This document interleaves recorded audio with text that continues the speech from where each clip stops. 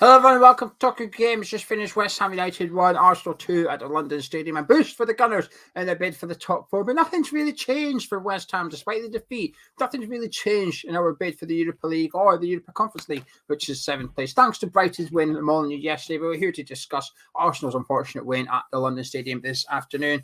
Gonzo, we had to wait until the 38th minute for the opener, but the first half hour or so, I thought it was almost like a competitive pre-season game or something. I thought the pace was quite laid back almost between the two teams. I think both teams were trying to keep it safe and simple, hope the other one makes a mistake. There wasn't much in the way of shots or anything. There was a fluster in the last 10-15 minutes, but generally speaking, I thought it was quite a laid back pace. Yeah, I think in the first half, we were better than I thought we would be, and they were worse than I thought we would be, and we sort of ended up meeting a bit in the middle. Actually, I thought we were a better team in the first half, truth be known. But you know, there were lots of individual bits and pieces going on in that game. I thought they contained our left side really easily, but it was a weird formation that we were playing because even out of formation, it took Fornals a long time to get over to the right. So a lot of that game, we only had one player on the right. It was an interesting sort of bit of dovetailing going on between Fornals and Bowen, but it would be hard to call Bowen a striker in that game. But I thought we did. I thought we did okay. I really did. Particularly down the middle, and I thought down the right side with Bowen with Soufal giving us width as well. I thought, there's a few things. I thought Fredericks was better than I expected him to be in those early exchanges as well, which was good. And I even thought Cresswell was playing quite well. Obviously, we'll talk about how we got undone a little bit later. But by and large, I wasn't unhappy with what I'd seen up until the goal. Yeah, I think Cresswell played well in sort of a new role to him. I know he's played left centre back, but usually he's got two centre backs and he's got like the license to prowl forward, if you like. There was a couple of times I saw him prowling forward. I thought, oh, hang on, we've only got Kurt Zuma back there. Get back. But I thought he played well. I thought he was disciplined enough. A couple of long balls to Jarrod Bowen from Cresswell I thought was working good because obviously Cresswell's got a bit of time as a centre back. He wasn't really getting any pressure. And he was trying to drop it over the top of Holding for Bowen to run onto. I thought that looked quite good. I thought Bowen looked relatively lively up front. Obviously, we'll talk about his error in a minute. Fredericks was pleasantly good. I thought Soufal was good going forward as well. I thought Rice and Noble were fine in the middle.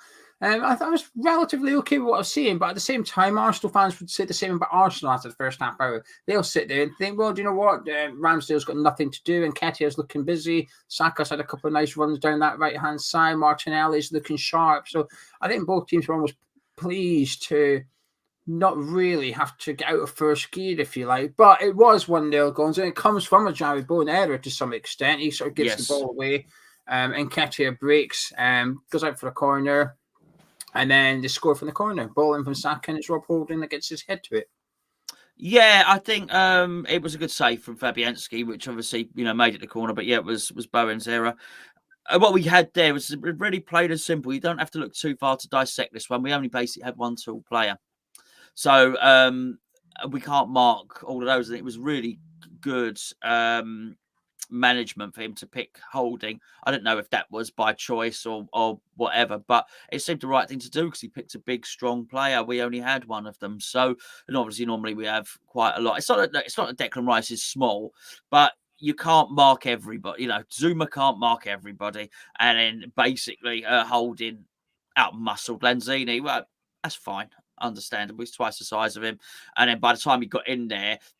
Yes, Zuma, he did out-jump Zuma, but Holding had such a run and was able to get up early. Zuma was never going to get there anyway. But it was quite clear at that point. Okay, right, we have a situation here whereby we actually discussed in the build-up that we didn't mind so much playing Arsenal because they tend not to put balls into the box from open play and have a big striker up there. Well, and nor did they in this one, but they were quite happy to get corners and get set plays and to either test Fabianski or to hang it up in the air. That this was a real tactic against us, and it was real evident. I mean, I wrote it down in my notes. I'll show it. I'll show you it in the Patreon, in the player ratings tomorrow, and it was really clear. Okay, we need another tall player on. Whatever it is, we need another tall player on, and yeah, it was a bit of a shame because I do think we were playing well at that point. It's frustrating. I think it's one of them things. Almost from the goal we concede, you can pick apart. I think the biggest error was actually Jarrod Bowen giving the ball away uncontested in the middle of the park. Actually, on character, from Jarrod Bowen. But for their corner that they scored, it's one of them. I hate doing this. I almost just shrug at it and say, "All right, it's not ideal." I get why Lanzini's marking Holding, and the commentators were making a big hoo-ha about why you've got the shortest man on the pitch against the tallest. But he's not there to contest Gabriel in air. That's not Lanzini's job. He's there to, Holding. He's not there to stop Holding getting the. He's trying to stop Holding getting a run. You can see him grabbing onto him. Holding, unfortunately, just brushes past him. We've always done this under David Moyes. We've always had the big boys take up a zonal marking position, which is dotted along the 6-yarder. Zuma followed by Craig Dawson, followed by Declan Rice, whatever. They never man mark anyone for reasons like this, so they don't get blocked off, so that the opposition team can't have somebody. So say Dawson is marking Holding in this instance, they can't have someone like, I don't know, Odegaard standing there. Yeah, so I'm going to grab Dawson and you can get past him. It takes your main man out the game kind of thing. So we use our big boys along the 6-yarder, and then the little ones go and try and just piss off their big boys. It just doesn't work in this instance. It's just a really good corner from Saka. An inch lower, Zuma gets it. An inch higher, Holding doesn't get it. It's just a perfect corner. I thought Arsenal corners were really good today, unfortunately. I thought ours weren't too shabby down the other end either. Declan Rice forcing a good save from Ramsdale. But that corner from Martinelli on the other side, the first from Fabianski punch, second one he caught. But as a keeper, you don't like them getting swung under your crossbar. You don't want them. You almost want them in the 6-yarders for your defenders to deal with. It's just a good goal by Arsenal, unfortunately, as far as I'm concerned. But we made it 1-1, Gonzo, just before half-time. Mr. Jarrod Bowen. Yeah, great ball from Declan Rice, by the way, and Sufal, who had that side to himself all day long. I thought we had got enough players over there. Actually, we probably did. It seemed one was enough over that side for the majority of the game. He picked out Bowen well. Bowen took the shot, got a deflection, but goal, and not undeserved. We did not deserve to be behind in the first half of that game. But as I say, there was a lot to admire. There was one or two things that weren't going our way, but I expected them to be tweaked at half time, and one of them was. Yeah, it's a deserved goal, like you said. I thought we were playing well at this point. I think the goal sort of sparked the game into life, woke us up a little bit. I think it woke them up a little bit. I think you started to see how serious Arsenal were taking this, and you saw how serious we were taking it. Come to half time, though, I'll be honest, I thought Declan Rice was magnificent in the first 45. I thought he was the best player on the pitch by an absolute country mile. There were some good performers out there for both teams, but I thought Declan Rice was head and shoulders above, driving the team on. His header, good save. His shot down the throat of the goal, probably should have passed it, but I get why he's taking that shot on. We want to see him do more of that. He probably would have liked to have seen him done more of that in the game. But I thought as an individual for 45 minutes, thought he was superb. Bowen got a goal, good turn, good finish. Yes, it takes a deflection, but that's the type of luck you need in a way to some extent. You create that luck yourself by taking the shot. Good ball in from Sufal. Really good team goal. And like you said, a deserved equaliser, 1-1 at half-time. And I was feeling good at half-time, Gonzo. I thought I came on at half-time with Charlie, and he asked me to give it a mark at 10. I gave us an 8. I thought we're looking good. I don't think Fabianski's been that busy. I think nobody's having... I think there's one or two players having iffy games for West Ham, quiet ones perhaps, but I don't think anyone was particularly bad. I thought as a team we were performing quite well, but we're working hard enough to be drawing, and I thought Arsenal were also working hard enough to be drawing. I was happy with what I saw. But what did you make of the second half? Before the goal, 10 minutes, they scored 10 minutes into the second half, but it came out and it was quite a fast pace, if you like. Yeah, well, we had a major issue in the first half, and well, there's two. It was obviously there were not enough tall men at the back. That's the first one.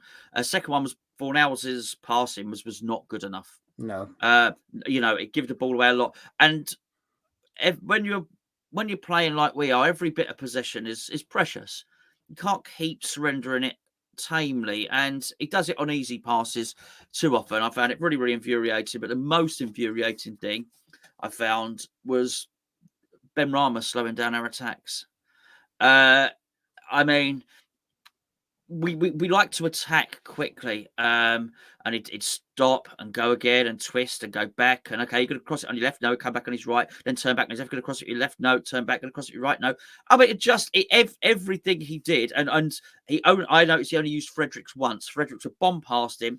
And in the end, Arsenal didn't have to worry about Fredericks because Benrahma basically wasn't going to give him the game. And what had happened, give him the ball, and what had happened, to get recycled. And what unfortunately allowed him to do was Arsenal were just in shape. Every time we tried to attack quickly, it'd take 15 seconds, Benrahma, and it was gone. The opportunity was gone. So I thought this is going to happen. The very first thing that Benrahma did, and by the way, it's because he's playing on left wing. He's not a left winger. Okay? He can't do it. Literally can't do it. And the very first thing that happened from Benrahma, obviously Moyes had a word. He crossed first time.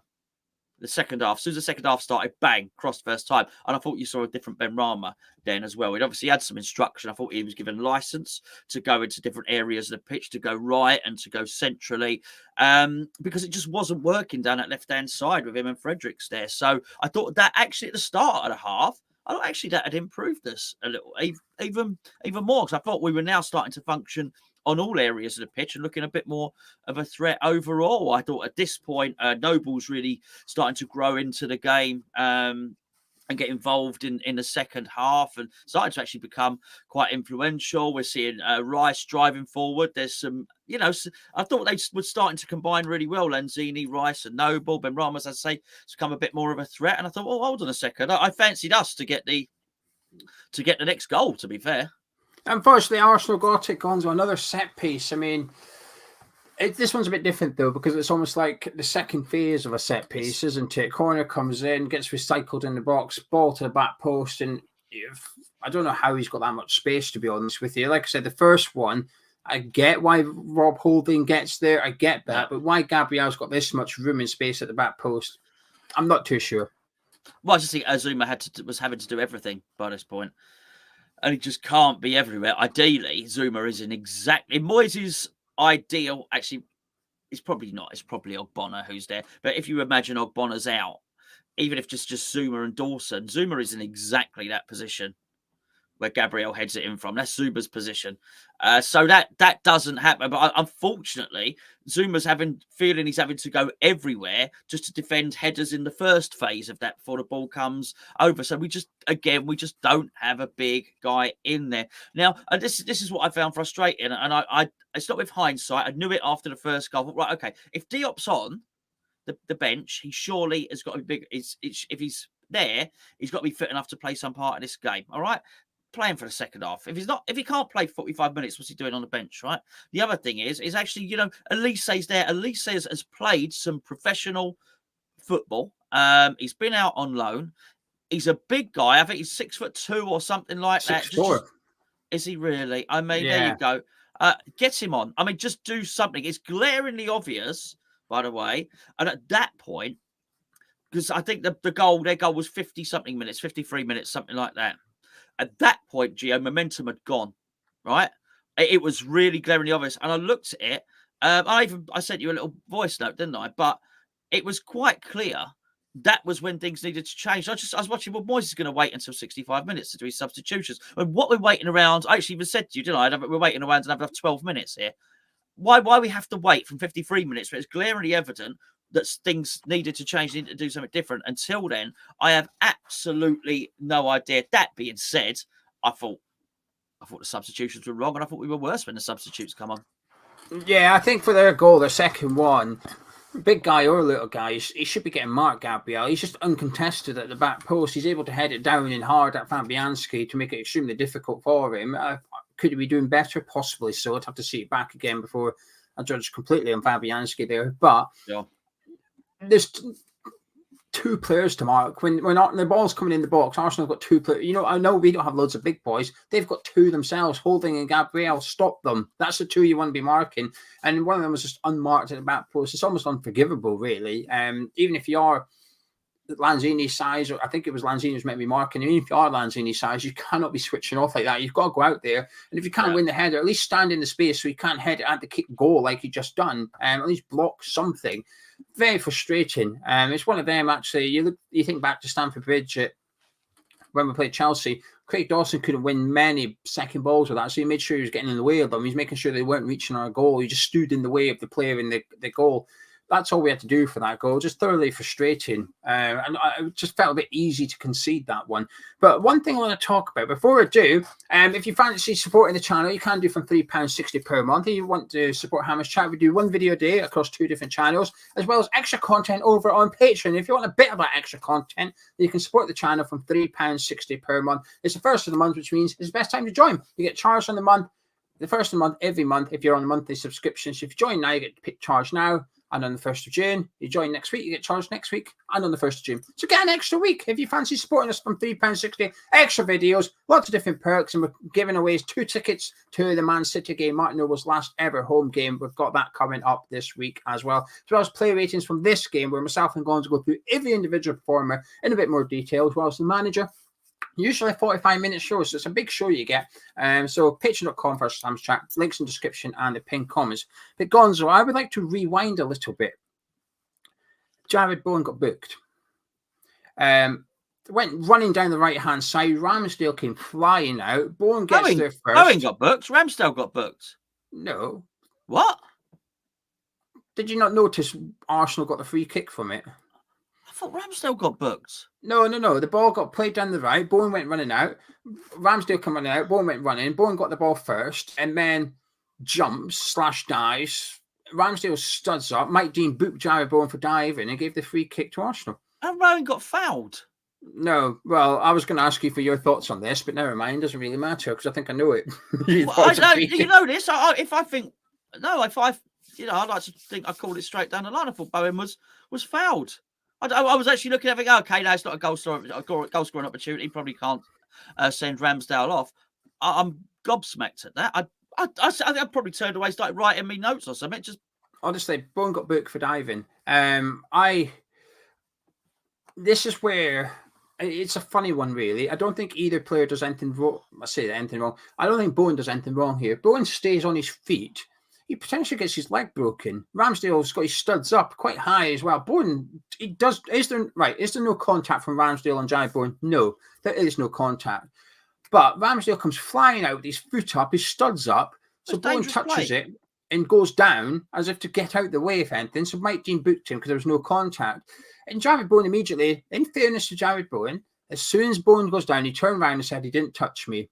He didn't touch me. But Mike Dean still booked him because that's why Mike Dean and Bowen were quite pally after it. Mike Dean said, thank you, I appreciate that. As if to say, I appreciate your honesty. They shook hands. But Bowen has to dive. Bowen has to dive there. If not, he's potentially getting his leg broken. You know, you cannot go. Bowen cannot stand up for that. What is a free kick for Arsenal? I'm not too sure. I mean, technically, there's no. It's a difficult one, really, because I think Ramsdale is dangerous play. There is no contact, though. But if there is contact, Bowen's probably going off on a stretcher. I think Jarrod Bowen does the right thing to get out the way of that. But just because he goes to the ground doesn't mean it's a dive. Do you know what? The Gareth Bale used to do this a lot in the Premier League, and I used to sort of defend Gareth Bale. Gareth Bale would go down before the challenge was made because he would anticipate it. And I could get where he's coming from. It's almost like he's getting out the way so he doesn't break his leg to some extent. All you have to do, right, look at the Man City game yesterday. I know this is different players and stuff like that, but Stuart Dallas had done 4 fouls, and they were meaty fouls on Jack Grealish. Bang, bang, bang. The referee did nothing. No booking, nothing. And then the 5th one, Dallas went off on a stretcher, and it looks like he's done his ACL. The reason being because the referee did nothing about it. He allowed that tackle to go.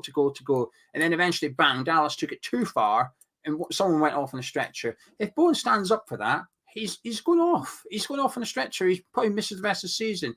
Horrendous attempt at getting the ball from Ramsdale. It just changed the game, I thought, for me. It just sort of, I don't know, it just frustrated me because the more I watched it back, I thought, what are you expecting Jarrod Bowen to do here to get his leg broken? It's dangerous for Ramsdale. His foot's this far off the ground, which is a lot in football, and his studs are up. Frustrating. I didn't like that, actually. And anyway, rant over. Yeah. Well, look, mate, Moyes made changes.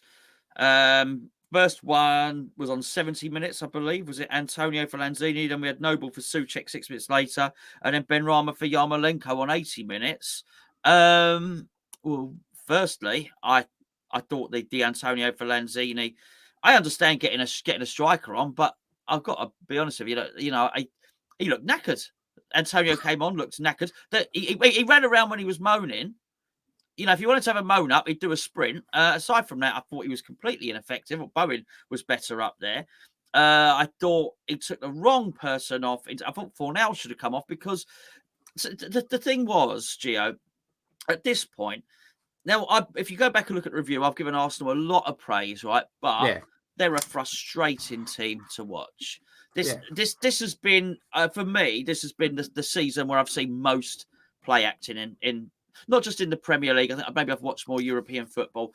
The catalyst for me was Arteta dragging a player on the pitch, back on the pitch. He was injured off of it. But wow, this is cynical. This is and it sort of gave you an insight into the way Arsenal were going. You saw lots of, not exactly that, but lots, they killed the game. But we got to be wiser to that. In many respects, that's a perfect preparation for Frankfurt coming up, you know, because they're going to try and kill lots of the game.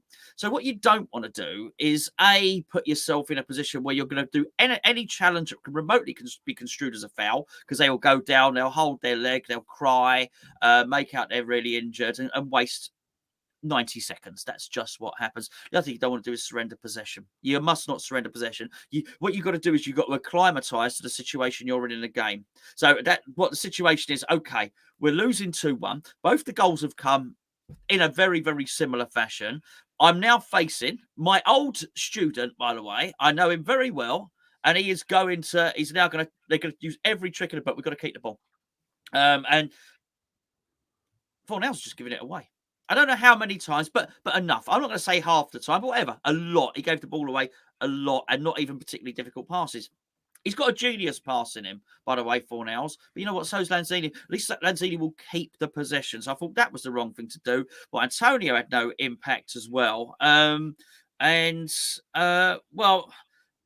look, even if Yarmolenko was going to do something, I thought Benrahma was weird. You've gone for all this time in the match of Benrahma being crap. You know, at a position in the game when he's good, and now you take him off. Do you know what I mean? At this point, honestly, I would have left Lanzini on. I would have left Benrahma on. I would have done some additional things. Noble was playing well at this point, really well. Geo, I just thought it was really weird. By all means, find a way to get Antonio on, get another striker on, do something, but not like that. I thought he got it all wrong, and he did his changes late, and he did his changes wrong, and he still thought, right, they didn't score another goal from a corner, but by the time they got 2-1 up, they didn't want any more corners. They were quite happy with what they got. So I don't know, I've just found it really weird, really. Yeah, I get what you're saying. I think the substitutions were a little bit. It was difficult subs to make for Moyes. I think Fornals was actually the easiest one to get off the pitch, because I think Lanzini was a bit anonymous. He wasn't really impacting the game, but Fornals was impacting the game, but in favour of Arsenal. It's almost like Lanzini's playing average, but Fornals was below average. I would have had him off first. I wouldn't have taken off Noble either. I thought he was moving the ball away nicely. And I think what Noble does, he releases the shackles on Declan Rice. Noble almost sits back, says, you go run, do the running. I'm going to sit back here. And I'll be honest, bringing on Souček, that guy's not a game changer. He's not been in form for a few weeks. We're not bringing in a guy here. We're going to bring on Souček, bring him on for Lanzini and stick him up front or something if you have to. Don't bring him on in the middle of the park, because we got weaker in the middle of the pitch. We needed creativity, and I don't care what people. Well, not that I do, but Noble's good at passing. Noble is good, not necessarily at creating in the final third, but Noble's good at getting the ball from the centre back and giving it to someone like Benrahma and saying, there you go, which is damn sight more than what Souček's been doing recently. At least Noble's stringing the passes together. I would have kept Benrahma on, just because while he was frustrating, he does have the X factor sometimes. He's got the ability. Frustrating game, really. And as we every sub we did, we just got a little bit worse. Yeah. To be honest with you, it killed any momentum we got going. Just died a little bit with every substitution. Frustrating game, and it was just another one of them. It's the same thing as against Chelsea, because we went into this game with a free hit mentality. You try not to get too disappointed, but I am disappointed by the 90th minute. Sort of before the game, my attitude was, it is what it is. You know, Thursday's more important. But after seeing the 90 minutes, after seeing the opposition, thinking, if only we played a little bit better, or our subs were a little bit better, we could have got something from that game. And I find myself a bit frustrated, actually, because I think Arsenal were there for the taking. Not necessarily, maybe not winning per se, but at least getting a point out of that. And I think for large parts of the game, I think we were worthy of a point. I think we've played between average and well. Again, I think we've not been bad today. No. Just not quite good enough in the final third. I think defensively, for a patched up defence, I thought we played quite well. I think midfield in the middle of the park, I thought we played quite well. Just the front part of the game wasn't really working. I was saying that though. I thought Jarrod Bowen had a good game, and Antonio coming on was just dreadful. How long was he on the pitch for? Did you say 20 minutes? 70 minutes came on, yeah. He was really bad. In the first half, there was a 50-50. Ben Rama bottled again. I thought, oh no. But about 30 seconds later, he did a slide tackle. The slide tackle was that bad, he slid off the pitch and the person just ran past him. He was off the pitch. But at least he tried, right? Antonio bottled a 50-50. He was just on. I don't know who it was. I think it might have been El Neni or someone. Him and El Neni went for it. And Antonio just stayed off and El Neni went in with a pretty tasty, come on, man, I'm going to go for it. He was committed. Don't know if Antonio was pulling back because of Thursday or what it was, but if he's going to have that attitude, you don't play him. You can't play him. You can't have a player going out there and saying, look, just give it 50%, Mikhail, mate. Just look after yourself. Just give it 50%. No, not that. Put your Yarmolenko and say, go out there and just run your heart into the ground, will you? Give me a dilemma for Thursday night. Tell you what, Moyes probably has given, Antonio possibly has given Moyes a dilemma, and that is not to play him on Thursday because he was dreadful last Thursday. He was dreadful again today, and I thought Jarrod Bowen played quite good, actually, as a striker. I liked his movement. It was a little bit different. So we gave Bowen one chance today? Took it. On Thursday, we're going to need that clinical. We need to be clinical on Thursday. Anyway, finished 2-1 Arsenal goals. So what's your thoughts on the game? And start with your individual performers, please. Well, I thought we were better than I thought we would be. But I don't want to listen. We finished that game with a lot of our first team players on the pitch. So I don't want to. I don't want to play down Arsenal's victory by saying, "Oh, you played West Ham reserves." You didn't really. We had a bit of a makeshift defence, but we still managed to get a lot of our good players onto the pitch. I thought we were good in the first half. I thought it was all with us, and I thought, but for the defence cost us at the end of the day. I really do believe that. That being said, Arsenal did create some chances. I mean, I think what's the fella's name? The striker had 4 or 5. Nketiah. Yeah, I mean, a good striker curls those in. One of them a good save from Fabianski. Fabianski played well today, by the way, but he had 4 or 5 chances that a top level Premier League striker finishes. Apparently, he's not signing a new contract at Arsenal. If I was an Arsenal fan, I wouldn't be too worried about that. He's a bang average player.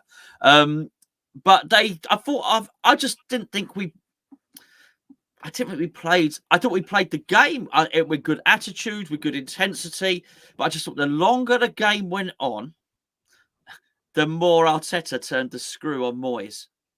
I actually think the start of that game, possibly Moyes had the upper hand. Hello, mate. You didn't know my formation. You didn't know my team. Here it is. And I thought we were causing them all sorts of problems. But eventually they got acclimatised to us, really. I did think there was some good performances from us, though. I've mentioned a few of them already. Somebody I haven't mentioned, I thought Zuma was pretty magnificent today.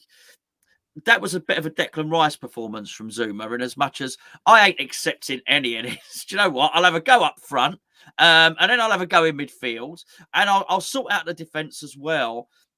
There's attitude in that performance. Do you know what it is? Not attitude, it's responsibility. When you're a player like that, I am going to take responsibility not only for my job, but do you know what? For my section. I won't just take care of Kurt Zuma. I'll take care of the defence. And actually it goes beyond that. Do you know what? I might take care of a bit of midfield as well. This is exactly what Declan Rice does, who also had a very, very good game, which is I will not only take responsibility for myself, I'll take responsibility for the team. I'll run the midfield area. Do you know what? I'll try and break down the wing on a few times as well. This is, if you get the ability, I think this is the mentality of a truly good player who is just focused and determined, and I can use the word again, responsible for their own performance. If you can get somebody with that mindset and ability, which clearly both those players have got, then it gives you a hell of a chance, because there were parts of the team that weren't functioning particularly well. I mean, it'd be amazing what we could do. I thought we had Fabianski made a load of good saves today, Gio.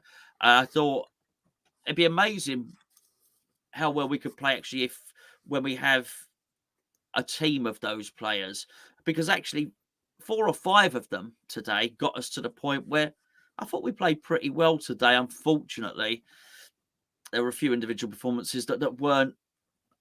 I think there's very little until the substitutes. I thought there was very little. I do think, even though it wasn't working with Fredericks and Ben Rama on the left, I found that more tactical than anything else. I think they both tried. I really, really do. I sort of thought the manager started by getting it right and ended up getting it wrong. Yeah, it's weird, isn't it? I think goalkeeper played well. I think defence played well. I think our midfield pairing played well as well. It's just the front part of the team wasn't quite clicking. I think in a weird way, now and again, you get these things that come along and it just reminds you how far we've come. And it's actually a compliment to West Ham and the progress we've made. And actually, I think today is another one of those for me where even with a couple of players out or rested a couple of players, I'm disappointed not to take something against Arsenal and against Chelsea last week. So the last 2 weeks, we've lost against Chelsea away and Arsenal at home. We've lost by a goal difference of -2. So there's the best goal difference you can get if you're going to lose both games, essentially. Both with teams that are not our full strength, that we are missing players, pardon me. And I'm disappointed with the results. And that's a testament to how far we've come, actually, that I feel like our second team, well, not second team, our 9 of our starting 11 plus 2 or whatever is good enough to compete with the first team of Chelsea and the first team of Arsenal, actually. Yep. I think we were perhaps a little bit unlucky today. Perhaps Arsenal did do enough to win it. Well, clearly they've done enough to win it. But it's one of them, it's like, it's easy to get over today because Wolves lost, that we're just behind Man United, so we can still get 6. And we've got a semi-final coming up on Thursday night. One thing I will say that I liked in the first half, and I don't know if I'm just picking up on something because it's almost like me trying to pick up on something, but I felt Kurt Zuma was coming out of defence a hell of a lot in the first half, especially. Yeah. Every time Nketiah dropped, Zuma went with him. And the biggest criticism I had of our performance against Frankfurt was that what I call the Harry Kane space between our centre-backs and Declan Rice. There's a gap there. Harry Kane likes to occupy that, and he does bloody well against us too. I thought Frankfurt used that well. I thought Bola was dropping in. We didn't know what to do. Tonight, I felt anytime Nketiah dropped in, Zuma went with him, and he was winning the ball quite a lot as well. So I was pleased to see that, and I expect to see that a bit more of that on Thursday. Some good individual performances, Gonzo, and I think it's just a bit of a reminder to some extent. We're just not quite there yet. We're just not quite. There is a little bit of a gap between us and the Super League 6 to some extent. You look at the subs they were bringing on compared to ours. They're bringing on Smith Rowe and we're bringing on Yarmolenko. There's still a little bit of a gap there in the two sides. We had a patched up defense as well. I didn't notice it. I think that's a compliment to our defense. I didn't feel like we were defending for our lives. And something, that the attitude of the players impressed me today, because that last couple of minutes when there was a big scuffle, you could see how much we were getting a bit pissed off with Arsenal and how much we wanted to get something out of that game. And that's pleasing to see, because it'd be easy to have one eye on Thursday. And I don't think we had that. I didn't really feel that we were half-hearted today. I felt there was some crunchy tackles going in from both teams. I thought it was a good contested game. And then Declan obviously got pissed off with Nketiah right at the end there, and all the boys backed him up and stuff. I like to see stuff like that. I like to see a little bit of, you don't take the piss at the London Stadium. I always go back to this example. Gonzo's heard it 10 times. When Chelsea played us, and when we first moved in, we were rubbish. Chelsea played us, and Hazard came off the bench, and he started doing a couple of step overs, and Martin Noble went through him. And I mean, through him, took a yellow card for it. But Martin Noble jumped up and looked at him. It was almost as if say, don't take the piss here. We might not be that good, but doing that stuff is taking the piss. And I've always liked a little bit of that. And I think Declan had a bit of that today as well. Get on with your time wasting. You're taking the mick now, and I like it. So, any final individual performance, talk about your man of match, and any final words from yourself, Gonzo? I think I've talked about pretty much all the individual. One player. Play to Soufal. He's not the most technical player at times, but he does give you a little bit something else with the attacking sense. He does stretch the pitch well. I think a lot of the time he had that side tied up by himself. So he was not one of my standout performers, but I think it was worth note, and I would look forward to seeing him against Frankfurt, certainly. The disappointing performances, I think, as I say, for Fornells was a disappointment, as was Antonio when he came on. But what a great performance from Zuma. I thought Fabianski made some wonderful saves as well. And Declan Rice, man of the match today, not just for his fisticuffs or whatever, his push-in or whatever. When the opposition think he's going to turn right, he turns left. And then he'll just break up the pitch. He's got misdirection, Gio. Honestly, he's got the drop of a shoulder that you normally associate with a winger. He'll do that and he'll feint. He's got a boxer's feint on him as well. Honestly, he'll look. He does this trick where he looks like he's about to turn back to the centre halves and give them the ball, and he doesn't. He turns and runs up the pitch. And honestly, he doesn't quite. When a striker will change position really quickly and plant a defender on their arse, like what's his name, Payet, when he put all the Middlesbrough players on their arse. Declan's a bit like that, not quite on their arse, but they're going in the wrong direction when he's going that way, and he does it so often. It's very, very impressive to watch, I've got to say. And I thought he had drive, determination, and he really tried to do something in that game and to drag West Ham across the finishing line. It nearly worked. He's my man of the match. I'll give Zuma my man of the match. I thought Declan Rice in the first half was magnificent, though. That first half, I thought, wow, what a complete performance from a centre midfielder we've just witnessed. Thought he faded a bit in the second half. I'm not sure why. I got that feeling. Just don't think he impacted it quite as much. I think the game was stretched for 15, 20 minutes in the second half, real end-to-end stuff, and I thought that sort of impacted all the centre midfielders, really. It was sort of like go down one end and get up down the other, and it was ticks out on you a little bit, and at times it looked like all of them, Xhaka, El Neni, Rice and Noble, were a bit like, can we have a bit of a rest in here, please? Well, just a bit short of breath. But I thought the first half was magnificent, but I thought overall for 90 minutes, I thought Zuma was brilliant. We always say you need context, and, he's got Aaron Creswell next to him. He's almost man-marked their striker, Kurt Zuma. I thought you said about responsibility. I think he did that. I think he basically said to Creswell, you be the free centre-back and I will go with this man. And if I move, you just cover my space kind of thing. I thought they actually worked quite well together. Creswell played well. Fabianski played well. There was enough good performers in there from West Ham, actually. I'm not too downhearted. It was a good performance. Like I said, I think it's an indication of how far we've come, that we're disappointed to lose by a goal at home to Arsenal. I remember being at London Stadium with you a few years ago when we got beat 5-1. Alexis Sanchez scored a hat-trick, and his third goal, we parted. Our defence moved out the way for him. They all just gave up and watched him just run through and chip it over the keeper. It was the old mannequin challenge one, wasn't it? Yes, that one, because that's when we had Haywood on the review. That's why I remember that game. But that's how far we've come. It's a long way to come, but we've still got loads to play for in the Premier League. And of course, we've got Thursday night coming up, and we've got through the game with Kurt Zuma with minutes under his belt and no injuries or anything like that. So we're in good place for going on to Thursday. So there you have it.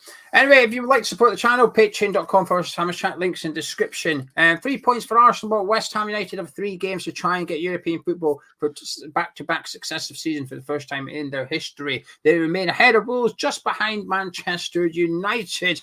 Anyway, myself and Gonzo will be back during the week with our preview of the Frankfurt game, as we've got that to contend with, as well as trying to get European spaces in the Premier League. 1 win should do it. 1 win or 3 games should be enough to get some form of European football next season. Not today, though.